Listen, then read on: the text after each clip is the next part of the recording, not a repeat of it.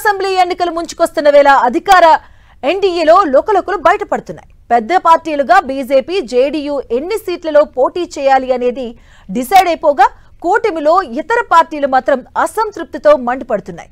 ఇక LJP high పార్టీలు తాము అడిగినవన్నీ సీట్లు ఇవ్వకపోతే ఊరుకునేది లేదంటూ హెచ్చరికలు చేస్తున్నాయి.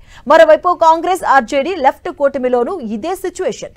దీంతో అన్ని పార్టీల కేడర్స్ లో ఈ లంపాటం ఆందోళన ప్రారంభమైంది.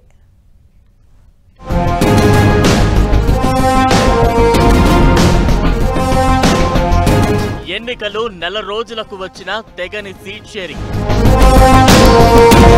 రెండు కూటముల్లో సేమ్ సిచ్యువేషన్.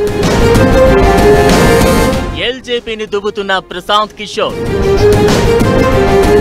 బీహార్లో ఎన్నికలు నెలలోపున జరగనున్నాయి.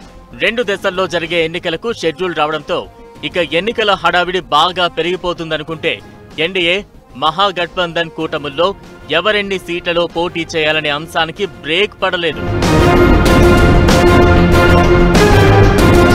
బీహార్లో మొత్తం అసెంబ్లీ స్థానాలు 243 కాగా ఎన్డీఏలోని ప్రధాన భాగస్వామ్య పక్షాలైన బీజేపీ, జేడీయూ చెరో 103 స్థానాలు పంచుకుని ఇతర చిన్న పార్టీలకు మిగిలిన సీట్లను వదిలేయాలని భావిస్తున్నాయి.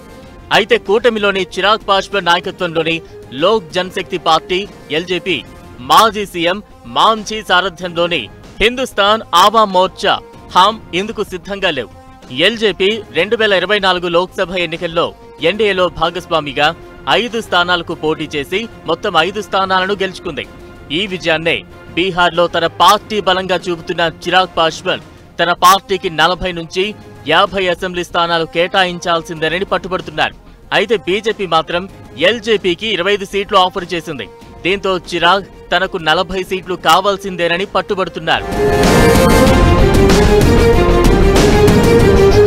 గత అసెంబ్లీ ఎన్నికల్లో 137 స్థానాలలో ఒంటరిగా పోటీ చేసిన ఎల్జేపీ 136 స్థానాలలో పరాజయం చెందినప్పటికీ జేడీయూను మాత్రం 43 సీట్లకు కట్టడి చేయగలిగింది. ప్రస్తుత అసెంబ్లీ ఎన్నికల్లో మళ్లీ ఆ పరిస్థితి రాకుండా ఉండాలంటే ఎల్జేపీని ఏదోలా కంట్రోల్ చేయాల్సిందే. అందుకే బీజేపీ ఇంకా అధికారికంగా ప్రకటన చేయలేదు. అయితే చిరాగ్ పాస్వాన్ మాత్రం ఎట్టి పరిస్థితుల్లో తగ్గబోనంటూ సంకేతాలు పంపుతున్నారు. మరోవైపు జన్ సురాజ్ పేరుతో పార్టీ పెట్టిన ప్రశాంత్ కిషోర్ కూడా ఎల్జేపీని దువ్వుతున్నారు.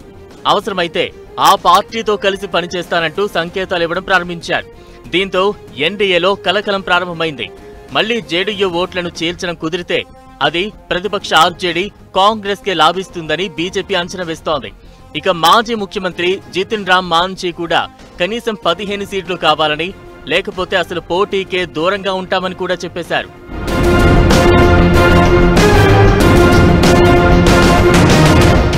మహాగఠబంధన్ పరిస్థితి ఇలానే ఉంది.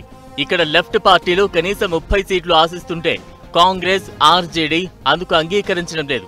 ఓట్ చోరీ యాత్రతో కాంగ్రెస్ పరిస్థితి మెరుగుపడిందని, అందుకే ఎక్కువ సీట్లు కావాలని కాంగ్రెస్ అడుగుతుంటే అవసరమైతే అన్ని సీట్లలో ఆర్జేడీ పోటీ చేస్తుందని తేజస్వి యాదవ్ ప్రకటించారు. అయితే ఆ తర్వాత మెత్తబడినట్లు కనిపిస్తున్నారు. కాంగ్రెస్ గత ఎన్నికల్లో 70 సీట్లలో పోటీ చేసి 19 సీట్లు గెలిచింది. ఆర్జేడీ 75 సీట్లు గెలిచి అతిపెద్ద పార్టీగా నిలిచింది. కాంగ్రెస్ గతంలో పోటీ చేసినన్నే డిమాండ్ చేస్తున్నా చివరకు 55 నుంచి 60 సీట్లతో సరిపెట్టుకోవచ్చంటున్నారు. ఇలా రెండు కూటములు సీట్లలో ఎక్కువ భాగం కోరుకోవడానికి కారణం కాలం కలిసి వచ్చి సింగిల్ గానే మెజార్టీ సాధిస్తే తామే పీఠం అధిరోహించవచ్చని, లేదంటే ఇతర కూటములకు దగ్గర కావచ్చనేది ఇందులోని ప్లాన్ గా చెబుతున్నారు.